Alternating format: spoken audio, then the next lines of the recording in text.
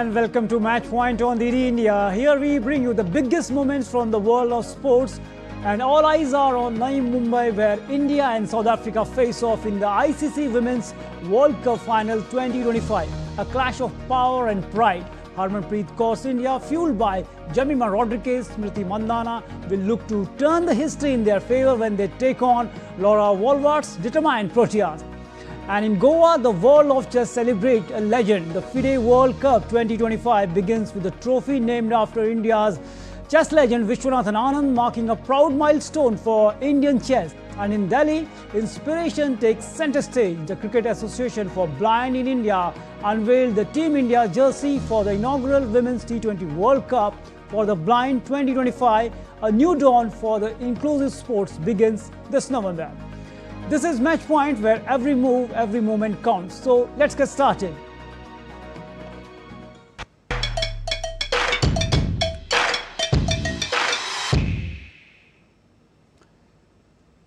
The grand finale of the ICC Women's ODI World Cup 2025 promises to be one of the most anticipated cricketing spectacles of the year. Set for Sunday, November 2, this high-voltage clash between India women and the South Africa women will unfold at the D.Y. Patil Sports Academy Stadium in Navi Mumbai. After weeks of thrilling contests and stellar performances, both the teams have earned their place in this momentous showdown, a battle that will etch new chapters in women's cricket history. Led by Harmanpreet Kaur, the Indian team boasts a perfect mix of youth and experience, with the dependable Smriti Mandhana, dynamic Shafali Verma, composed Jemimah Rodrigues, and all-rounder Dipti Sharma. India's batting and bowling department look balanced and inspired after the win against Australia. Talking about the South Africa, their challenge under the leadership of the Laura Wolvaardt, South Africa women enter the final with a strong depth and confidence. Key players like Marjana Cap, Chole Tryon and Nadine Day Clark and Tasneem Brits bring formidable experience and power to the squad. The Proteas defeated India in the league stage, successfully chasing down 252 with 3 wickets and 7 balls remaining, a result that adds an extra edge to the final encounter. The final is more than just a cricket match. It's a celebration of determination, sportsmanship and the rising stature of the women's cricket globally. Fans can expect an electrifying contest as both the teams aim to script history on the grandest stage. Now let's take a look at India's road to final. In the first match, India defeated Sri Lanka by 59 runs, and in the second match, India defeated Pakistan by 88 runs. In the third match, India lost to South Africa by 3 wickets, and in the fourth match, India lost to Australia by 3 wickets, and in the fifth match, India lost to England by 4 runs, and in the sixth match, they defeated New Zealand by 53 runs. And about the seventh match, it was the no result against Bangladesh, and in the eighth match, we saw that was the semi-final. India defeated the big team Australia by 5 wickets in the semi-finals of this tournament. So we can say that a fantastic tournament for India. And talking about the other team, the South Africa's road to final, lost to England by 10 wickets in their first match, and in their next match, that was second match, they defeated New Zealand by 6 wickets. So it was the bounce back. In the third match, we saw they defeated India by 3 wickets in their third league match. Talking about the fourth match, they defeated Bangladesh by 3 wickets, and in the fifth match, we saw the Proteas defeating Sri Lanka by 10 wickets by DLS method, and the sixth match, they stunned Pakistan, we can say 150 runs, a big margin by DLS method, and in the last league match, they lost to Australia by 7 wickets. And we know that in the semi-finals, they defeated the former champions England by 125 runs, and after that, they reached the final, and now they will face India in the finals in Navi Mumbai. Now let's take a look at India's top 5 performers. Smriti Mandhana, in 8 matches, 389 runs. The average is 55.57, strike rate 102.36, 1 century and 2 half centuries. And talking about the next player, Pratika, she has been ruled out, but a phenomenal contribution, 7 matches, 308 runs, 51.33, average strike rate 77.77, 1 century and 1 half century. And Jemimah Rodrigues, Fantastic performance, 7 matches, 268 runs, average 67, strike rate 106, 1 century and 1 half century. Who can forget the performance against Australia in the semis? Dipti Sharma, 8 matches, 17 wickets, and the best figures 4 for 51, and the economy 5.70. And talking about next our bowler, Kranti Gaur, 7 matches, 9 wickets, and best figures 3 for 20, and economy is 3.75. So fantastic performance, fantastic weekend, the stats displayed here by the Indian women cricketer. And talking about the South Africa, Laura Wolvaardt, 8 matches, 470 runs, 67.14. The average strike rate 97.91, 1 century and 3 half centuries. And Tasmeen Brits, 8 matches, 212 runs, average 30.28, 92.17 is the strike rate, 1 century and 1 half century. And Marizana Cap, 8 matches, 204 runs, wickets 12, and average 34, and strike rate of 100 and 2 half centuries. Phenomenal contribution by her. And Laba, matches 8, 9 wickets, best stats 3 for 20, and economy 5.75. So we can say that both the teams are looking quite balanced in terms of stats and the kind of performance they have performed. And Australia defeated India by 4 wickets in the second T20 international at the Melbourne cricket ground on Friday. Chasing 126 runs target, openers Mitchell Marsh and Travis Head gave a flying start to the Aussie innings as the duo added 51 runs for the opening wicket. Marsh slammed 26 ball 46, peppered with 2 fours and 4 sixes. He was ultimately sent back by Kuldeep Yadav, but it was also too little too late. Marsh's opening partner Travis Head smashed a 15 ball 28 before Varun Chakravarti snapped him up, and Bumrah took 2 wickets with 2 runs remaining, but with a low score to defend, Australia saw off the target easily even with the late hiccups. Earlier, India batting lineup suffered a failure, folding for just 125 in 18.4 overs. The only bright spark was Abhishek Sharma, who played a sensational knock of 68 of 37 balls, fighting almost single-handedly against the disciplined Australian attack led by Josh Hazlewood and Nathan Ellis. Australia paced try of Hazlewood, Ellis and Bartlett rattled India with a seam bounce and clever variation. The third T20 will be played in Hobart on Sunday. India might opt to make few changes to their team at Hobart in order to claw back the advantage, currently trailing 1-0 in the 5-match series. The men in blue might opt to bring Arshdeep Singh into the mix in place of either Kuldeep Yadav or Harshit Rana.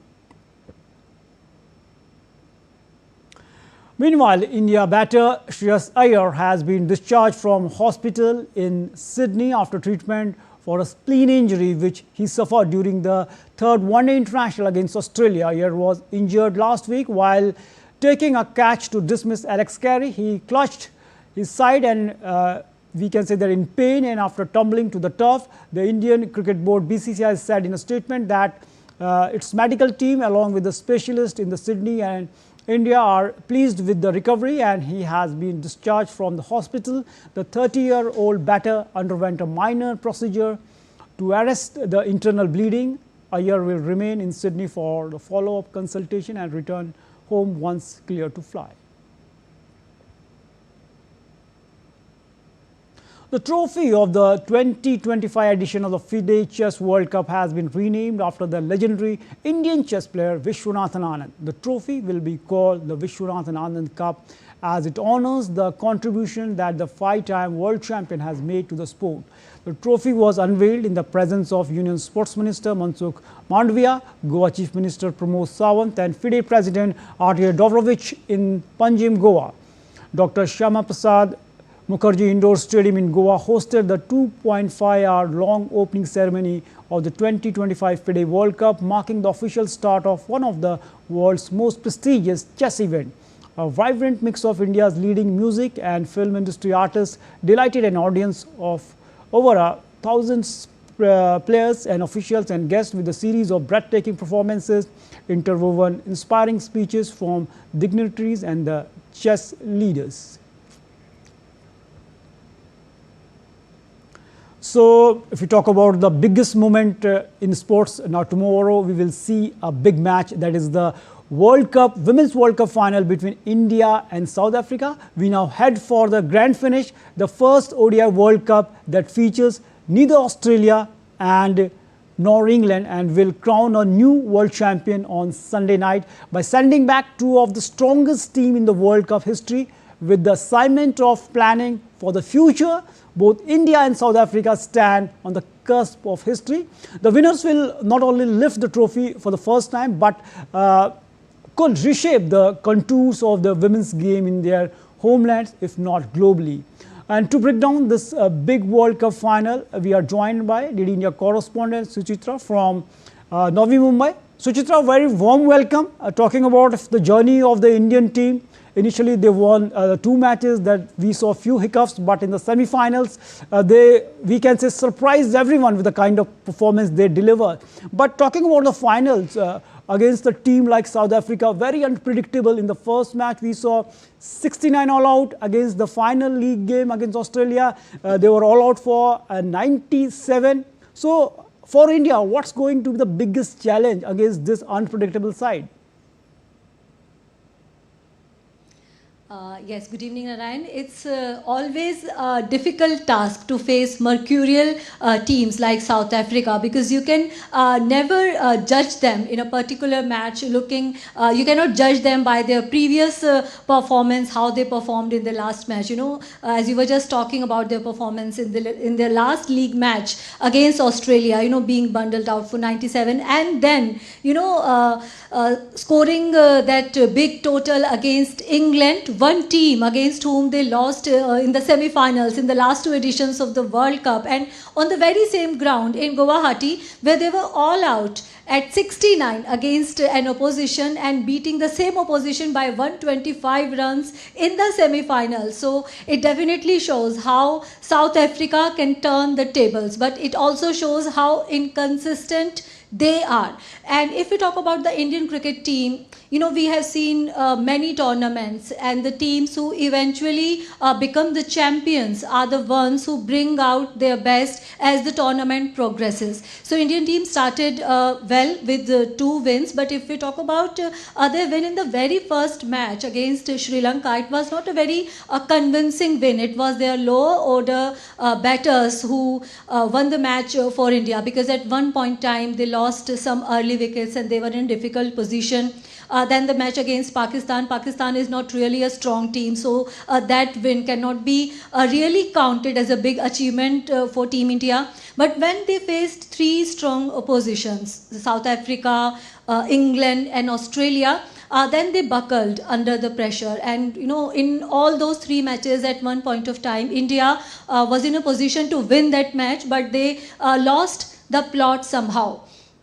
But in that must-win match against New Zealand, we saw how Team India learned from their mistakes. We saw how they made some changes in their batting lineup. That was the match where Jemimah was promoted and she scored a 50 when it was mattered. Then in the match against Australia, we again saw how, you know, they did not buckle down under the big match pressure, facing a team against whom they lost in 1 final and 1 semi-final. Still they gave their best. And if we talk about the captain, Harmanpreet, you know, she was the one who played that match-winning knock against Australia in the 2017 World Cup semi-final. And once again, even though she is off color in this tournament, but when it mattered the most, Harmanpreet, we saw her best. You know, those 89 runs and that partnership with Jemimah was really the turning point of that semi-final match. So we can say that Indian team is peaking at the right moment, you know, right before the final. Their match against New Zealand, then their match against Australia. So Indian team's performance is really going upwards, and let's just hope that they continue this momentum in the final also and win the World Cup for the first time. Narayan. So, as you mentioned that they are peaking at the right moment, the way they big match they won against a big team like Australia, definitely a moral booster for them. And as you mentioned that we saw few shuffling as there was a change in position. She was moved up, Jemimah Rodrigues. So do you think India have finally found the perfect balance ahead of this final? with batting depth till number 8 and the 6th bowling option. Do you see any changes in the order, or do you think that few more they may try some players for the finals, or will they go with that winning combination? Captain Harmanpreet was asked this question about the playing 11 in the pre-match press conference, and she just smiled away, and she said that, we'll come to know about the final playing 11 right before the match.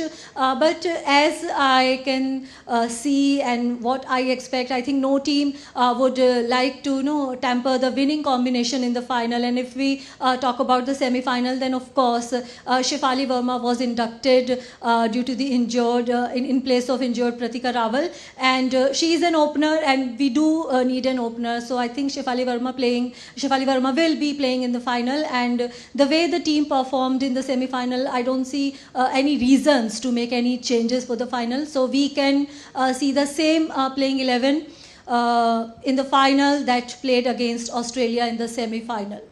Definitely, as things stands, we also can say that the way they played in the big match, that is the semi-final against Australia, it's better to go with that combination. And talking about the South Africa, that we saw that they also went unchanged into their semi-final, but saw their hard-hitting opener Tasneem Brits hurt her shoulder in the Guwahati. So from the South African point of view, do you see some shuffling? They will bring someone, or as the Brits said that she will come back again, or but the team management will, do you think will stick with Brits, or they will throw some surprises?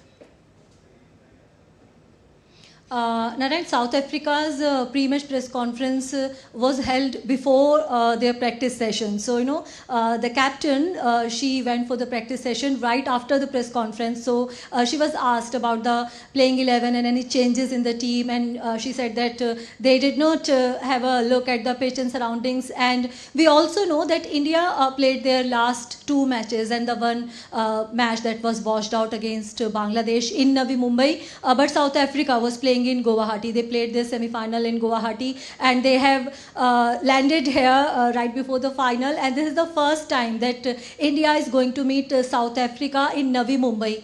So they may have some changes in their lineup, considering the pitch in Guwahati was very different from what we get here in Navi Mumbai, because DY Patil Stadium is known scoring matches, and any score is chaseable here, so you can't stick to the same playing 11 what you picked in Guwahati for DY Patil, because both the stadiums, both the surfaces are totally different. And if we talk about the teams also, then the Australian team plays differently to what Indian team plays, because as we see, Alana King, that kind of performance she had against other teams, she was not that successful against the Indian team. So similarly, South Africa will keep those things in mind, that this time they are facing India in DY Patil Stadium, a better friendly pitch. And this particular stadium, DY Patil Stadium, is called the home of women cricket in India. WPL this particular stadium is very famous for the WPL matches. So Indian team is literally playing at their home. So South Africa will definitely keep in mind the batting conditions here, and they may make some changes in their playing 11. Narayan. Definitely, the condition, always we should respect the condition, and horses for the courses will be the key to success. Thanks, Sucha, for joining us and giving a perspective of this big match between India and South Africa, the Women's World Cup final in Navi Mumbai. Thanks a lot. Now shifting to the other story, that is Cricket Association for the Blind in India on Wednesday unveiled the Team India's official jersey for the upcoming historic inaugural Women's T20 World Cup for the blind in 2025. The launch event was graced by Chairman of the CABI, Dr. G.K. Mahantesh, alongside President Women's T20 World Cup Cricket for the Blind, Meenakshi Lekhi. A total of 6 nations will participate in the inaugural World Cup: Australia, Nepal, Pakistan, Sri Lanka, United States of America and the host India. 5 participating teams are scheduled to arrive in New Delhi on November 10 ahead of the grand inauguration ceremony on November 11 at the Modern School, Barakhamba in New Delhi. Very excited, especially when we are going to host the inaugural matches in Delhi. Then we'll have some matches in Bangalore. But the finals and the semi-finals are going to be held in our friendly neighborhood, that is Sri Lanka, and co-hosting with Sri Lanka has been pretty exciting, especially the Prime Minister, while on her visit, was here in Delhi. She met the team. We've got a whole lot of support from our government. Ministers, including the President of India, has chosen to meet us. So the entire atmosphere is very, very positive. Preparations are in full swing both in India and in Sri Lanka. So both governments are extending full support. Ministry of Sports, Government of India, and Ministry of Sports, Sri Lanka, and Sri Lankan government, our government, are fully supporting us. And our girls are very well prepared and they are eagerly waiting to play their tournament. And India's women's cricket team for the inaugural T20 World Cup for the visually impaired aims to turn the dreams into reality. Practicing hard in the Delhi, these cricketers are preparing not just for a match but for a moment in history. Come November 11, as India and Sri Lanka co-host this one of the event, the world will witness a celebration of spirit, strength and sound of courage. So DD India brings this exclusive report. They can't see the ball, but they can feel the sound of their dreams. The Indian women's team for the inaugural T20 World Cup for the visually impaired is not just preparing for a tournament, they are preparing to make history. India's initial matches in the tournament will be played at the modern school at the Barakamba Road in New Delhi.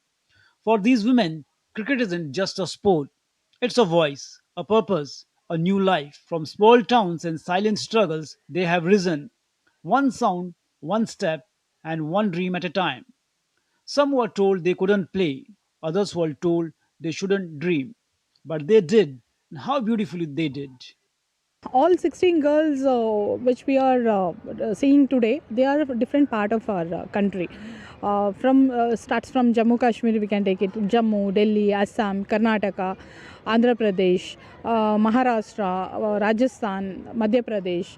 So Assam, one girl is from Assam also. So this all from the different background, and the most of the girls are from the very poor background, like agriculture background. Maybe the parents are going for the daily wages. This kind of the backgrounds what we are having.